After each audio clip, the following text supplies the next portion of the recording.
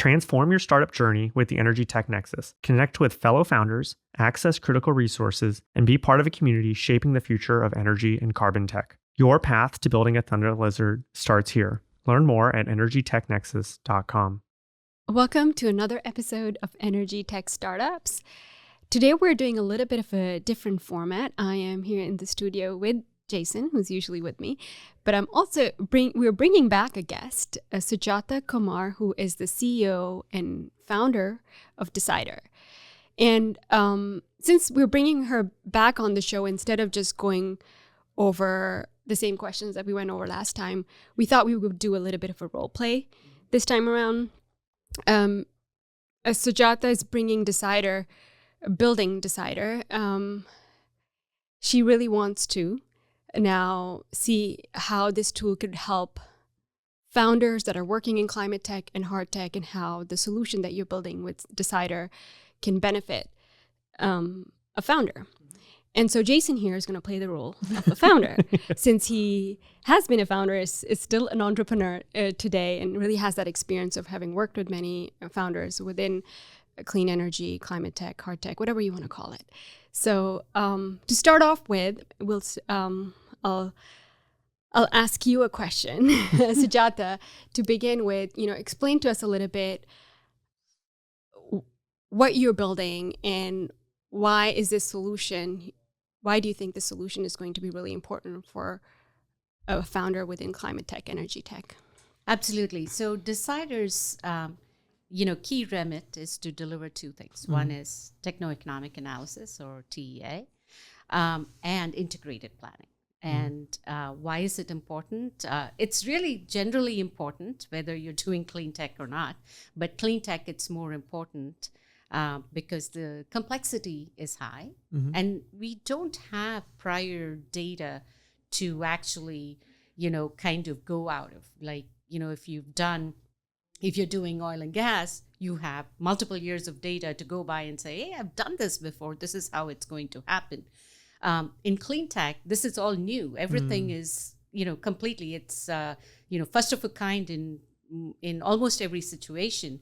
And so how do you actually gain a full understanding of what you're building, both from the efficiency capacity perspective, and how does that relate to economics?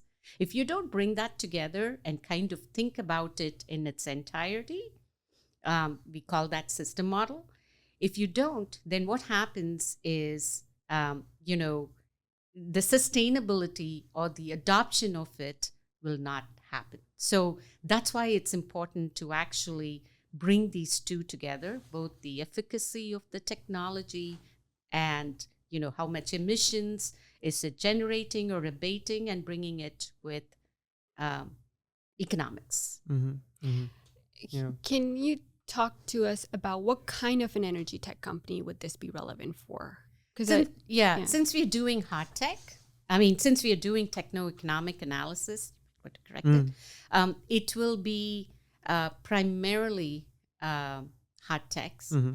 And so the way we build Decider is, it's really connecting the ecosystem. Mm-hmm. On one side, it is all the hard tech, think about companies doing point source capture, direct air, electrolyzers, turbines, solar, microgrids. All of these companies are trying to innovate and bring together new technologies. They have to work with investors, and they have to work with, customers. So think about how all of these companies, the customers and the investors, whether they be banks or venture capital, they all have to kind of think about, okay, we are investing in these technologies, or we need to adopt these technologies into our environment. How is that going to work? How am I going to reduce emissions? How is the economics going to play out in the next 5 years, 10 years, 20 years, so that I can continue to reduce carbon and create those low carbon products? And these, the venture capital has to look at it and say, is this true? Like, is this technology really going to do what it's saying it's going to do? Is the techno-economics actually real? So Decider actually has a fit for purpose for all these three groups in the ecosystem, connecting them all together. And you can start as a startup, just say, hey, I need to know my own techno-economics, but I also need to share it with my VCs. And I also need to share it for pilots or, just adoption in the customer, the industrial companies, be it oil and gas, utilities, chemical companies, whoever. All these companies have to, look at. So for a startup that's building a first of a kind industrial project. Yes. And that's you, and if I can kind of jump in. So the first time I was building a company, I didn't know anything because I came out of college. I don't think I took an economics class. I didn't do a financial modeling class. And so we get thrown into this world where, the questions come up. And I think every entrepreneur kind of goes through this journey where they realize they have to get more sophisticated because your first answer is never good enough for customers or for investors. And, I think in a classic journey, you come out and say, oh, I got this brand new widget. It's going to, save everyone money. I should just put a 30% margin on it as an example. And maybe that's actually not a good margin, but that's probably your first thought as an entrepreneur is like, I'm going to do cost-based pricing, right? Because I don't really know what it's worth. And someone just told me to do that once. Like that's like the first thought process of like how I priced my product the first time. Terrible idea for a number of reasons. One, I didn't really understand what was valuable to the customer. And so being forced, and it made it hard to kind of communicate to a customer because when you go to them and you just tell them, oh, it's cheaper, well, that isn't really valuable. It's just you're cheaper, right? What you really want to do with a techno-economic analysis is to jump in and say, well, I really understand your problem as a customer. Like this is really your pain point and what your pain point costs you. And we can put a number on that because that's either time or it's labor or it's materials or sometimes it's more sophisticated. It's downtime or it's the loss of something. And you can kind of price your product based on the value you're creating for someone. And in many ways, you want to share value with your customer, right? So it's not that you're reducing their initial purchase price by 90%. It's, we're giving you something that is valuable because it's based on your own analysis. It's based on how you spend money today or how you view your internal economics. And when you can kind of align your pricing or your pricing model with the same language they speak, that's when you have really good kind of product market fit and really good alignment. And the techno-economic analysis is kind of the storytelling. And I think for a lot of founders, the first time you put together a financial model, you don't appreciate that you're really trying to tell a story of the future and put it in numbers so that people can see, okay, there's value being created, there's value being extracted, there's savings on all sides. In a TEA, you got to put in OpEx. Well, what's the story it's telling? It's telling a story about maintenance and consumables and all these little things that you have to think about that provide confidence that the value is truly there. And it turns the story from a fairy tale into something more concrete. There's nothing more concrete than actually doing it, but this is the next best thing is we can kind of you're creating a simulation of what life is going to be like. And that all gets kind of wrapped up in the TEA. I mean, Jason, you pulled the words out of my mouth. It's really storytelling. Yeah. It is a roadmap to their success. And, you cannot, by simulating it, you're actually creating a version, virtual version of what it's going to look like. And that is going to iterate over time. So how do you build something that you can really just think about how is it actually going to work when it's executed? And try all these different scenarios, something you can do in digital technologies that you can't do in real world. It gives you a blueprint of what a real life plant is going to look like, or how when your technology goes into a particular environment, what is it going to look like? And the what ifs you can do is, fundamentally important for startups. You brought up something else that's important, which is, most of these, the founders that are coming out, they're scientists, they're brilliant people. I mean, this is not easy to innovate, all these technologies that are being brought out. So now you are asking them to do something which is very, complex, which is, go into the granularity of how these metrics are going to be. They know how this technology is going to build. They are innovating on the technology, but then there is a wrapper they need to put on it, which is all around, hey, if this happens, here's an yield. Here, if this happens, here's how the economics are going to work.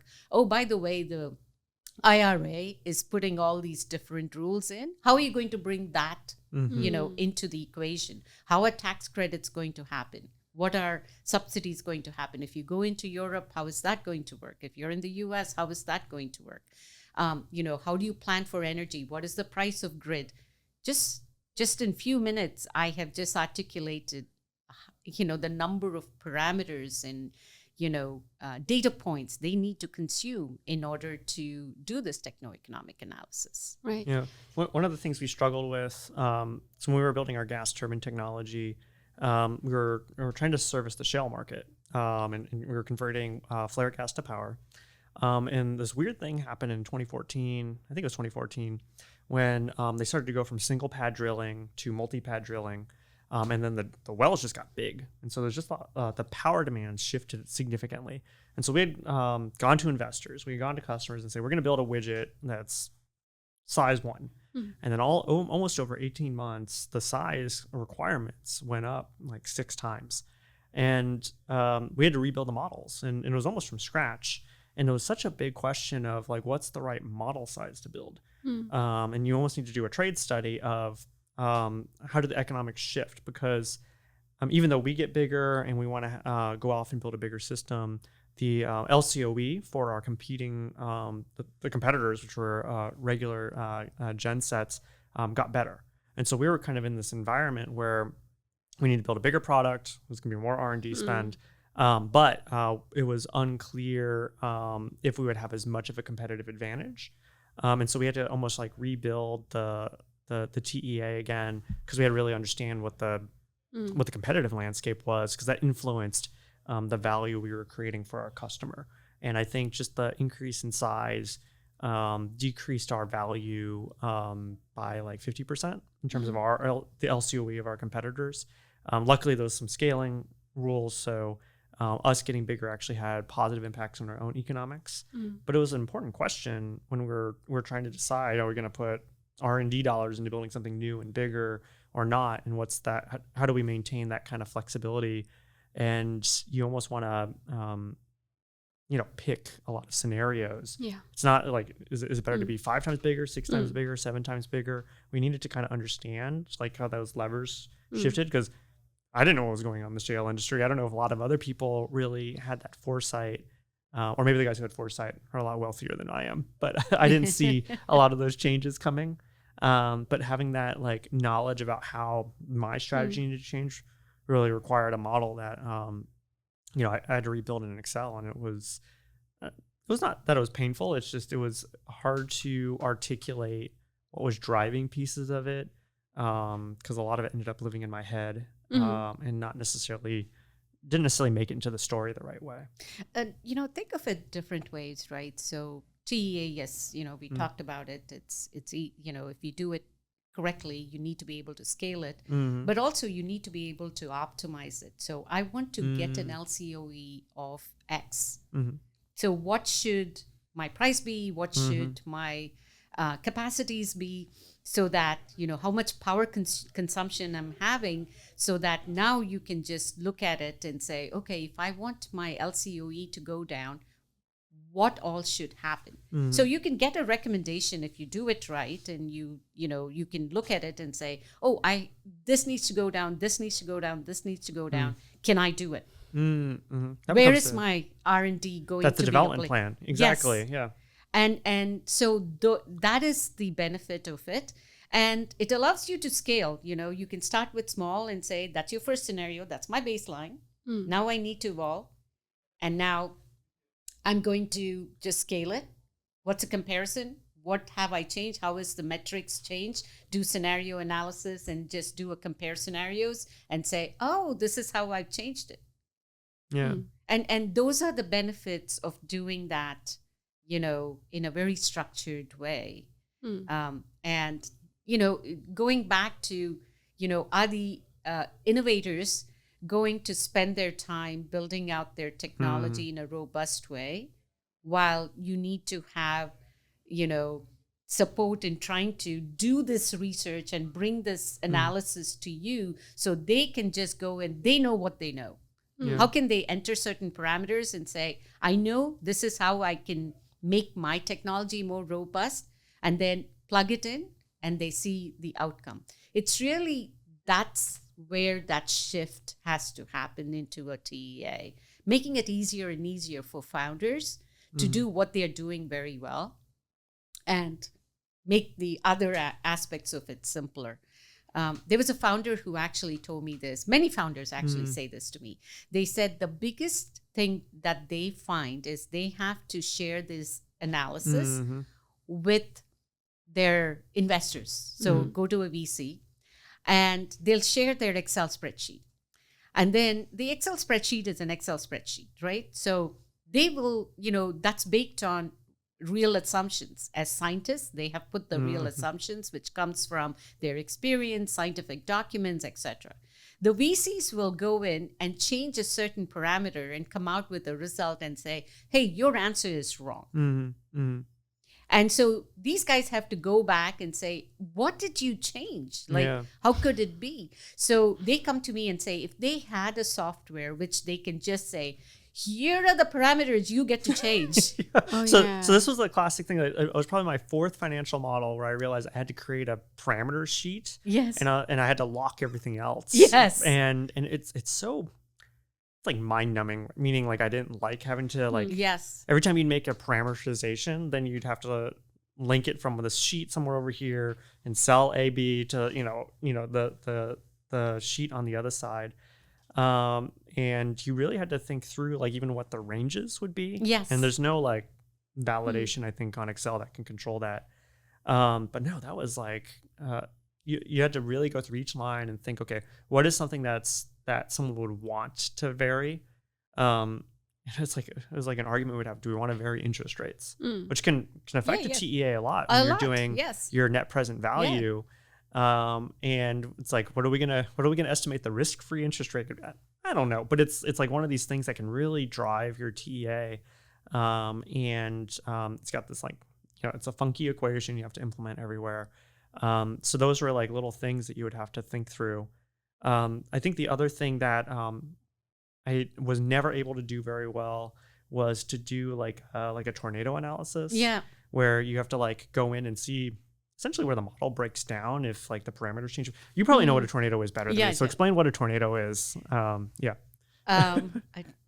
Maybe you don't. No, it's like a sensitivity plot. Yeah. Right? So the sensitivity plot, you can do it in, a tornado chart, or, we do it we can do a Monte Carlo simulation. Okay. Ooh, fancy. That's even more fancy than a tornado chart. So we can do a Monte Carlo. Now that's, pretty difficult because, you can put an optimizer on and you can select which parameters you need to actually vary to actually get a result that is more optimized. You can optimize on an NPV, you can optimize on emissions, but then doing a Monte Carlo will sample different data points and it'll give you a chart which says, okay, here are the basic sampling, and you can just go in and see where the risks are. And that will give you kind of a very good, robust analysis that most VCs would understand.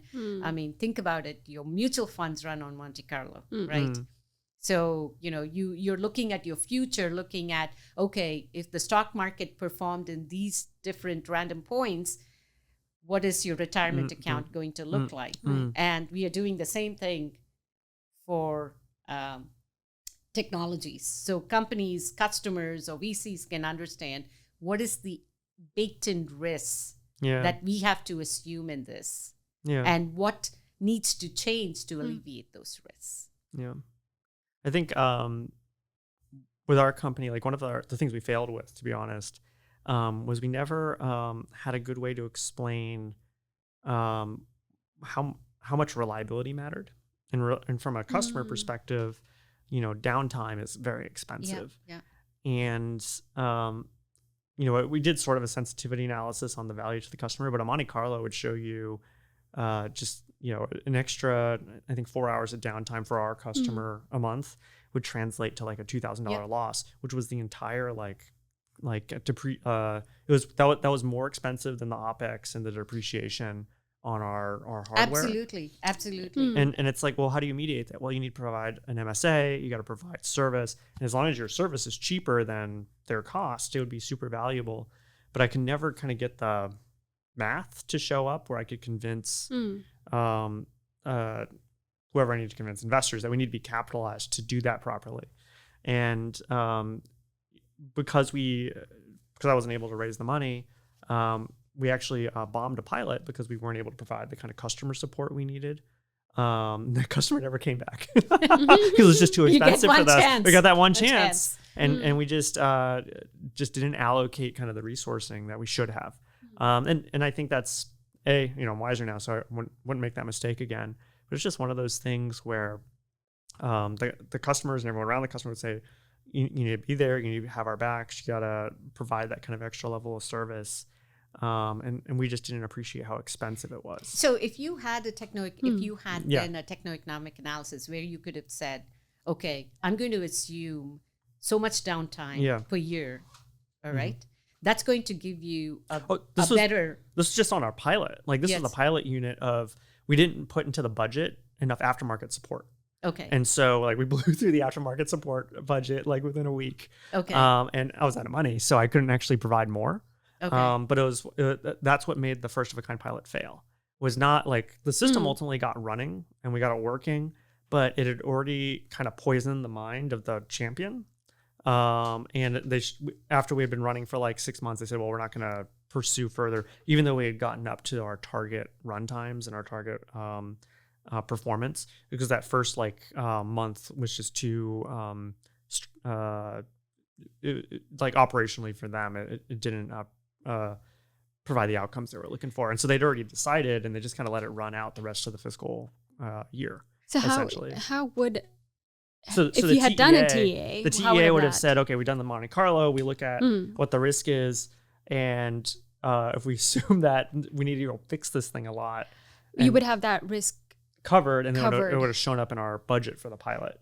And unfortunately, we were running too skinny as a business. And so I think we got the thing up and running. It ran for 48 hours continuously. I was like, okay, good. We didn't have enough budget, so everyone flew home. And then literally an hour or two when we were in the air, the system went down. I had to fly everyone back out the next Monday. And the reality is we should have recognized that uptime was really valuable to the customer and stationed kind of on-site support continuously. And we just didn't have we didn't bake it into our project budget for that first pilot.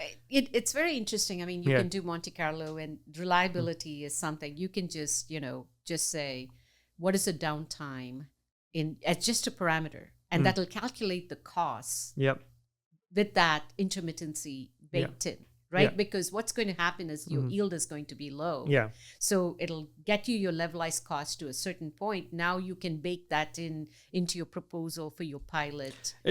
And for us specifically, it was not that it would cause our system to have lower costs. It would shut down someone else. If our system was down for more than 48 hours, it would cause other things to shut down because of regulatory requirements. Exactly. And we didn't, I don't think we appreciated enough how important regulatory is. Maybe it's that customer has to live by that. You're bringing out all the complexity that as a founder you had to take all of those things. Right. So from how we are offering it is we are saying we have thought about all of these things.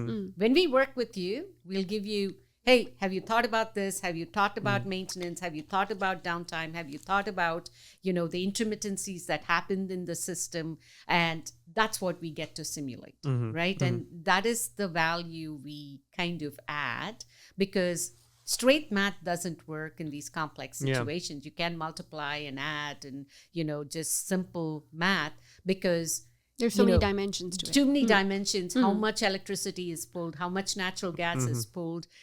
Everything is going to be based on rules and, a direct, it's not just exactly linear.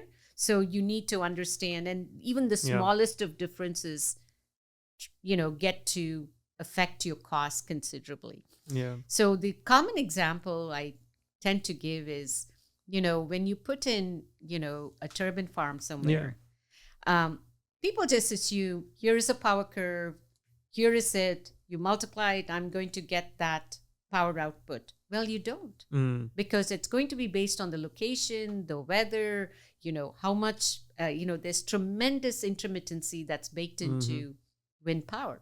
Yeah. So how do you bring that together so that now you're not affecting a grid that you're supplying it to? Yeah. And you actually understand what is the output. So because of that, what's your levelized cost of energy?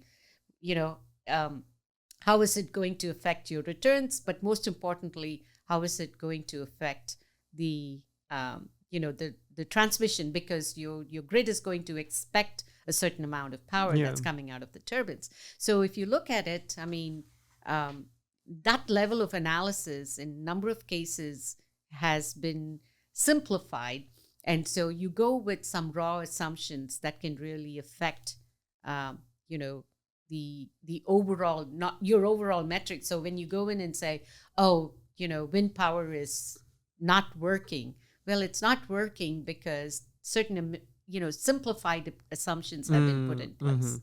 So how can you get that more granular, and you can look at that levelized cost of energy? I think more and more companies are doing that, but that's the level of analysis you need to do in order to kind of satisfy your grid operators, your, whoever your customers are, to be able to say, hey, I've done this. I've thought through everything. Here is right. How I've thought through everything. And here is the risk that is involved. That just gives so much confidence to either your customers or your VCs that you've done your homework. You're not just telling me what I want to hear. You've done your diligence, and I can see it in metrics. Oh, I get to play with it as well to make sure that I understand. And it gives that level of transparency that the industry needs, because there's still skepticism in the industry. Are all of these technologies going to work? Yeah. And are they going to work in a system, right? And and I guess what I'm hearing from the story that you shared, Jason, is that there might be listeners who are thinking, well, I'm too early for this. Yes. I'm just doing a small pilot. That even at a pilot stage, and how critical the pilot is, like realizing if you fail at a pilot, you're not going to go forward to the next stage, right? And realizing that, and maybe you can explain on that, Sujata, like how early can we do a techno-economic assessment? What kind of data do you need to have? In clean tech, so let me go back. TEA can be done in 3 different ways. One is it's using historical data and actually doing the analysis and looking at economics. So if you are an established industry with a lot of prior data, that can be done. Now, if you go into clean tech, where there is literally very, very little data, you can get it a lot from public sources, but you have to go with assumptions. And those assumptions come from scientific documents, some, research the innovators or the founders have done themselves. And you have to bake that in as assumptions. So you now have to bring in some of the publicly available data with the assumptions and do your TEA, right? There is no escaping this. So for clean tech, you actually have to take that second path. And as you mature and get pilots, now you can bring a hybrid thing together, which is getting in the real-time data, looking how your rules are projecting the TEA and your assumptions are projecting the TEA, and then you can converge or see where the divergence is. And you can go in and figure out how you're going to tweak your system, because your data is saying something after your pilot, while your rules are saying something. Where is the divergence, and how do I get it close together? Are you ready to lead the decarbonization charge? Energy Tech Nexus is your platform for growth, offering unique resources and expertise for energy and carbon tech founders. Join us at energytechnexus.com and start building your Thunder Lizard. So I think you see a real split with entrepreneurs, depending on like what generation they're in. Meaning, if they're a first-time founder or a second-time founder. And first-time founders usually show up with the technology that's like whiz bang and cool, and they got to find the problem they're going to solve because it's it's new physics or something. You're kind of constrained by that. But I think you see with a lot of experienced entrepreneurs who've been in a market and kind of understand these dynamics, they actually start with the TEA and they say, okay, I really want to understand a problem in the market, and then we're going to go build the solution that saves the most money. Yeah. And a lot of times they will frame out and say, okay, and this is like people who look brilliant or prescient, they almost do this without explaining it, but they'll look at a changing market. Like the good example is the explosion in EV technology. What is that actually going to change? What's the techno-economic analysis going to look like for other pieces of the infrastructure in 3 years, in 5 years? And so you have these people who look really like they had great foresight because they saw there's going to be a gap in installing chargers. And where's the gap? It's going to be an infrastructure problem because the grid can't necessarily deploy enough power. They knew this years ago because they had done the techno-economic analysis. They understood kind of where the gaps would be, where you could create substantial value. And I think people did that either in the battery side or the charging side and others because they got deep on saying, where's it going to be hard for other people to move because the existing economics exists a certain way, and there's an opportunity to create value and kind of engineer a solution. And if you're 3 to 5 years ahead of everyone else, you're going to have the product kind of available at that right moment when it's needed. But you only kind of develop that. I think a lot of the second and third time entrepreneurs only develop that muscle because they failed in other examples. But they're always building their kind of own model. And so I would almost say like experienced entrepreneurs who are looking for the next thing, they're going to start here. They're going to start at understanding the economics. You start with the TEA, actually. Exactly. And then you figure out the product later. Right. And that's the main message. The analogy I use is in your everyday life, you use analysis, whether you're building, you're buying a house, you're buying a car, or, you're looking at investments. You're doing some kind of a TEA. You don't call it a TEA. You're looking at, what ifs, goes. And so entrepreneurs should actually start with a TEA. Because then you would also know what kind of data you should be looking for, right? And you might not have the data, but you start making assumptions. Exactly. And you start looking at, okay, where are the assumptions? So when I talk to founders, I say it doesn't matter whether you're in pre-seed, seed, start with the TEA because that gives you an understanding of how your technology is going to perform both from a technology perspective, but also from an economics perspective. And importantly, can you make money? Can you make money? At the end of the day, that's what businesses are about. Yeah. Can you make money out of it? And make enough money to make it worth everyone's time and effort. And exactly. Yes. And with all these regulations coming in, people go, okay, I'm getting, so much money for direct air capture. So if I build this technology, I can take on this IRA and do this.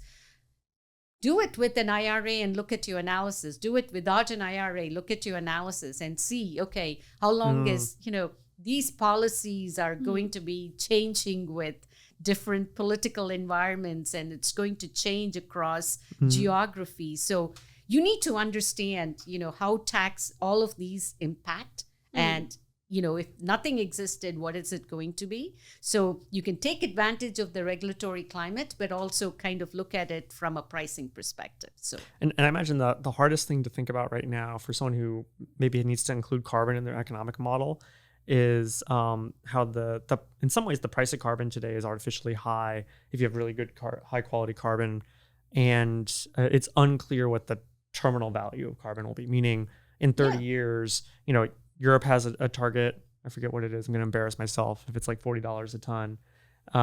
But you see a lot of the news articles today will start with like $1,000 a ton. Yeah. I think there was a recent one of our guests came on and they were targeting, it was like $600 a ton. That's not long-term sustainable. So you need to understand, like, maybe you can solve your cash flow problems in the near term with a TEA, but you got to understand, okay, this is going to build a sustainable business and we're going to have a squeeze in the long term. What do our costs actually need to get to? Can we get there?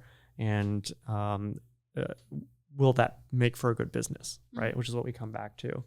And I can imagine thinking of that glide path is so hard if you're trying to predict. Right? Just what you said it's a multivariate analysis, right? It's multivariate. It is multi-year. Yep. And so just look at the dimensions you have to think through. And so you really do need a comprehensive software that is going to kind of guide you through, okay, if you had these tax benefit for the first 5 years, first 10 years, and then going into 30 years, it becomes, regular costs, then how is your NPV going to play out? How should you price it at that stage so that now you have, you still are able to break even and make money in your business and make money for your customers as well, right?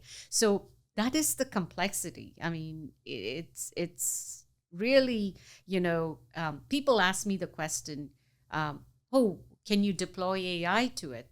One, you can deploy AI if there's data, tons of data, which they don't have. So I tell them we are deploying AI. The AI is based on the rules that you embed. So it's almost like deterministic AI that we use in order to build that knowledge into your system. So now you can do the TEA. Now, all of those don't change, right? When you go from seed, to pre-seed to seed to whatever alphabet series you're in, this doesn't change because physics and chemistry doesn't change. What you're going to do is tweak the parameters because that's what you're shifting along in your journey. Yeah. Do you, well, one of the things I always thought would be fun, because I'm like a startup nerd, is like you do the TEA as like for a typical customer in a typical project. But one of the things that you really want to do when you're selling a customer is build a TEA for them on their asset in that moment. Yes. Because it's one thing to have a case study where you're like, oh, there's this hypothetical project, but really, if you're sitting down with them and you're talking about like millions of dollars or $500 million, you want to be able to get in there, and it's very impressive if you can turn around, do a discovery call with the customer, figure out their parameters, and within a week have a proposal on their desk that says, okay, this is how much money we're going to save you in your project. And it just it really it connects the dots for many people, right? So think of it this way: you go into a refinery and say, I'm going to put a point source capture technology here, and you just say, okay, I know how much flue gas, how much concentration, here you go, this is how efficient my technology is, and this is how much emissions I'm going to save for you. And you can actually do comparative studies there and show, my competition is here, and I can show you I'm here. And that is the uniqueness of the technology, or the sorbent that I use, or the membranes that I use, that is going to give me the difference. Or, I'm just using point source capture. It's the same thing with electrolyzers, or it is the same thing with direct air capture. And, you really need to show the uniqueness and not just be like, I'm unique, but this is why I'm unique. Not only is my technology efficient, but I'm going to save you money. Yeah. And save you money not only with tax credits, but in the power you're consuming, or the natural gas you're consuming, or whatever the parameters, whatever it's going to be. This is how I'm going to save you money. And that is the storytelling that you talked about. So there's a techno part to it, and there's the economic part to it, right? Can you talk about like how is that integrated? Because you talked about like being able to prove to your investors, for example, it's going to be more efficient, the technology is going to work, and then there's the economic part of it, which is like the numbers are going to work, it's going to make sense as a business model. So how do you integrate the two? So the technology part of it comes from, my technology has so much capacity. It can absorb, so much input into it. Here is the efficiency of it. It runs so many cycles. It consumes so much power. It consumes so much gas. Or it's, it's creating a simulation of the technology and how it works. That's what makes it technical. Is it's like you're really parameterizing. It's not like the competitor, or the many competitors in some ways, and it's not just as simple as when else like the result may be LCOE, right? Yeah. Levelized cost of energy, and you're targeting whatever it is, 10 cents a kilowatt hour, 5 cents a kilowatt hour, like that hides all the detail of like how you get there. Like as much as we talk about the grid costing whatever it is 6 cents, that's really an amalgam of solar and wind and peaking power and baseload power, and it just kind of happens in our current system that it ends up being about 6 cents a kilowatt hour. But that's like the common, I guess, criticism of our current PUC system at ERCOT is like we don't value dispatch as much as we should, and so, or reserve power, and so batteries just kind of like don't have a life or a way to monetize that is easy unless they're behind the meter, and that's why you get these kind of like weird instabilities in the spot price of the grid, because we haven't necessarily reserved. Get a base load there. Yes, and we don't value the fact that base load might be stupidly cheap to produce if it's always running. Yes, but like that reactive power actually has value in the system. And so I don't know where I'm going with this. I think that's what makes it techno-economic, is you're going deep and saying this is what's driving. And you can go into it and say, here's a simulation. You can put it behind the meter. You can create base load and it's this much, or you can just have different technical solutions that give you different costs. It's not about just that endpoint number. It's about like bringing it all the together. Yes. And, you think about the power today, and you talked about batteries, so it brings I'm talking to founders who are trying to create either use CO2 or other battery technologies to actually say, I can create arbitrage opportunities for companies.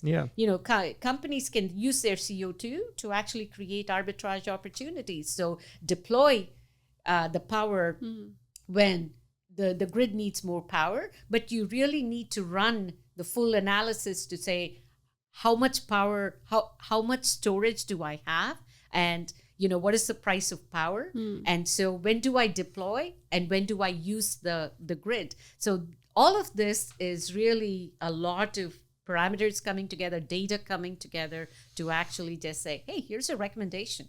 I mean, the recommendation might sound like simple, but the amount of work that goes in to actually bring the technologies together, superimpose economics on it, and then give you a recommendation saying, hey, during these hours, go and sell. During these hours, buy. And that is going to create a good return for you. At the end of the day, as you said, businesses are in, companies are in to make money. And if they don't make money, even in the medium term, short to medium term, clean tech is not going to take off.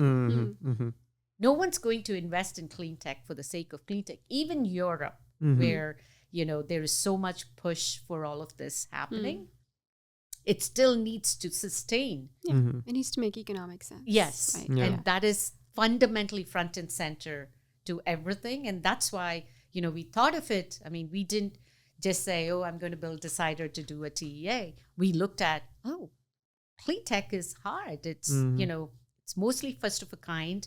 And, it needs to make sense for customers to adopt. So how can we make it easier for everybody in the ecosystem, founders to investors to companies adopting this technology? How do we make this easy?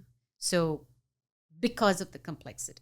Yeah. So one of the things I wished I had, I guess, when we were going out and discovering kind of the markets we wanted to get into, was I wanted a quick way to build a TEA essentially for applications. Because I remember we were sitting on in front of a whiteboard, and it was kind of like a blue sky exercise of where's power expensive, where's reliability a challenge, and who has money. like the things that we did. And we really just did a force rank matrix that was, we think it's expensive here, we think these guys have money, but we never actually delved in and said, okay, what's the application space where this makes most sense. We can define the killer app where it makes the most sense, because it was just too expensive. Like we had to like compile too much disparate information. We had good control of the technology where we knew where the costs were and where it would kind of like play out.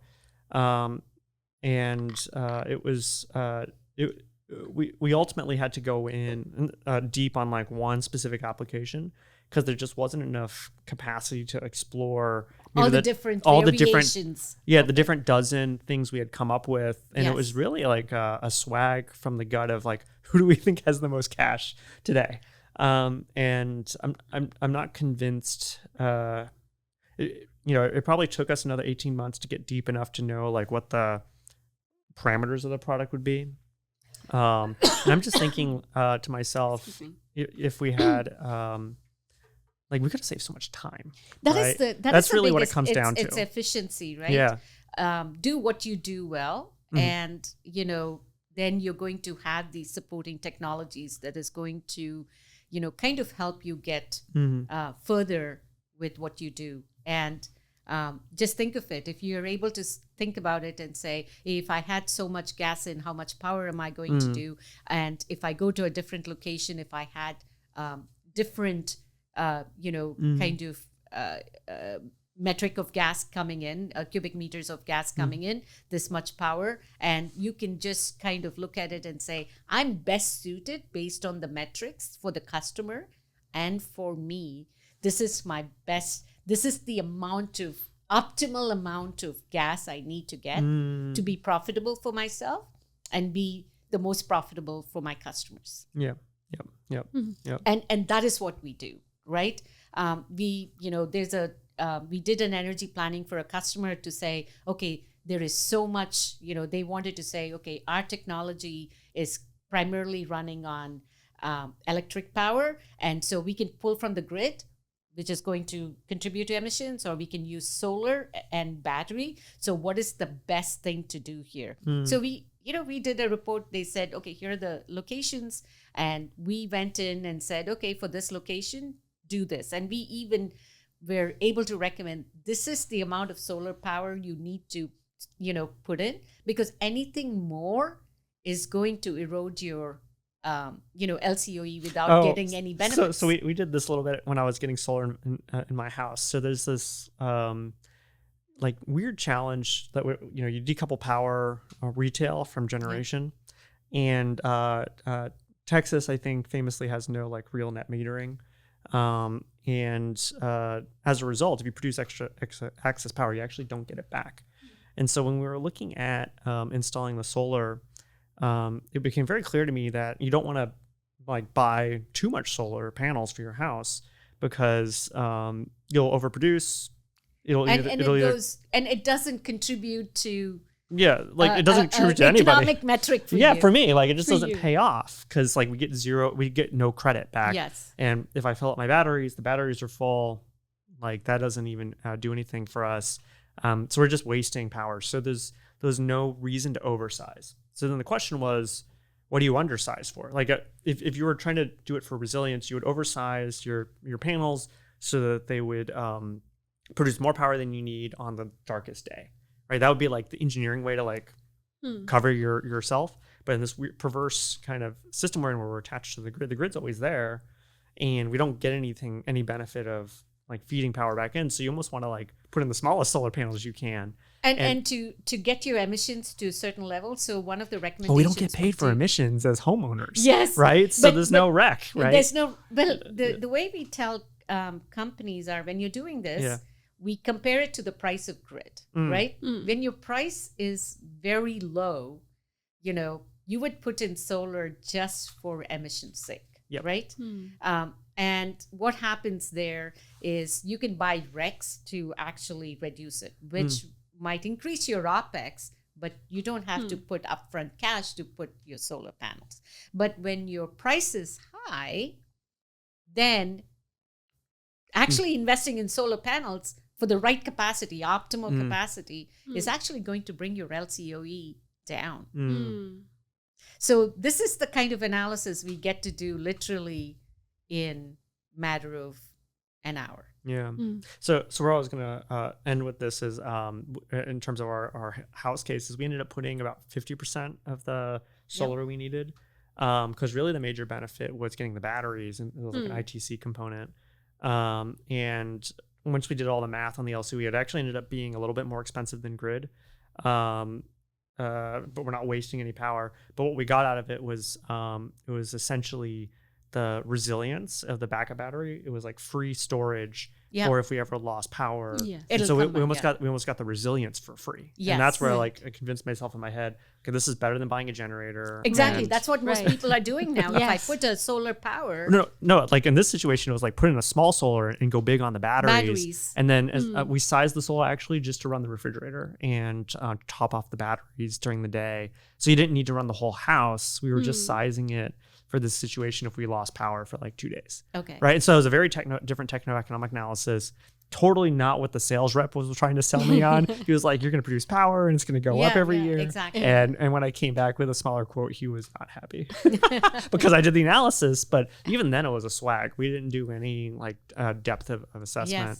Yes. And I had all the historical data on our consumption, but I didn't have any like sun data. So I didn't even have a really good way to estimate it. But it's like one of these, what I'm getting at is like, if you have that techno-economic analysis, you kind of get these results, which are counterintuitive as long as you know what you're optimizing for and what the actual benefits are. And you can make better decisions. So as we're coming closer to the end of our time, because this was, we could keep going on yes, this. Absolutely. Practically as a startup, how do we work with Decider? It's a software as a service. Yes. You buy it as a subscription. Buy it as a subscription, and we make it easy. So we said, so if we have to live with what I just said, that different stages of companies, earlier you start, the better. So the way we are working with this is the earlier the stage of the company, we kind of try to give them a break on costs. I'm a fellow founder. I know how hard it is for founders at the earlier stage. But since techno-economic analysis is so important, we tend to work with founders in the earlier stage by giving them the break on subscription, and it increases as they go into the different stages. The idea being, I'd love to be on their journey as they go in and get the technology to scale.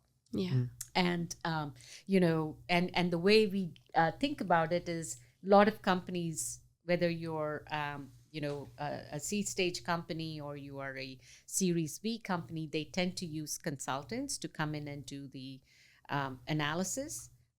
Great. And what I say is, make sure that they are delivering it in a sustainable technology like Decider, right? Because what you're going to be left with is a whole bunch of, PowerPoint with an Excel that is left behind. That is great for that time, but you're never going to be able to use it going forward. So how can, so this is really about creating the scale and creating that sustainability of your analysis moving along with you in your journey. So just think of it as you're working with different players. That's an advice. I mean, I can always talk about using Decider, but... Yeah. It's like you almost want to invest in infrastructure for the business, not a report. Yes, right? Like for that's the ultimately business. what Exactly. you need. Yeah. And that's why having a robust tool can be, valuable along the way. And absolutely. So one of the key things that it just came up, and I really wasn't thinking about it when I built Decider, is how startups can actually use this technology for their BD or sales, right? So you talked about it, right? Just imagine. You have this analysis, you just log on, and the customer says, oh, I have this configuration. They are able to just, within minutes, just put it in, and they say, okay, here, this is how it's going to look in a very visual, with all the metrics. I mean, that is a powerful BD tool. Yeah. Sorry, guys. Google decided to pick up and ask questions. I don't know whether it's my Siri. It's your Siri. It's your Siri. Siri cannot figure out techno-economic analysis. We have to train Siri. Yeah. But, from BD to creating proposals, efficiency is the name of the game. And once you do it, everything else becomes so much more efficient. And the key also in some ways when you're doing these complex sales is it's not just your champion you have to give this to. They need to forward it to their boss. They got to forward it to the FID committee or group. And so the more portable and what do you call it? Auditable, maybe is the right word, or like being able to kind of dig in and see what's really working, like that helps convince the right stakeholders that this is real. And so for that particular reason, we created workflows. So you can just share these. We created automated reports. So you can do the analysis and say, print PDF, and it'll create a report that you can easily send over if you don't want to send the direct analysis over, right? So we talk to so many different customers across the ecosystem and try to create all these efficiencies that is going to make it easier for better adoption. And, creating a cleaner world is not easy. So how do you kind of help with different technologies that can kind of lead you there? Yeah, we need to grease the skids on the capital deployment. And that's really the challenge. Exactly. Yeah. And can you talk a little bit about the onboarding? Do you have someone walk through them on how to use Decider and over the journey of it? How independent do you get? Do you need a consultant along with it? Yeah. For Decider, what we said was we have a team in India of like PhDs in chemical engineering and physicists who actually kind of work with us. So when a founder comes to us and says, okay, we are doing this kind of technology, we want to create, this is an actual true story, which is they said, okay, we want to be able to create methanol from this feedstock.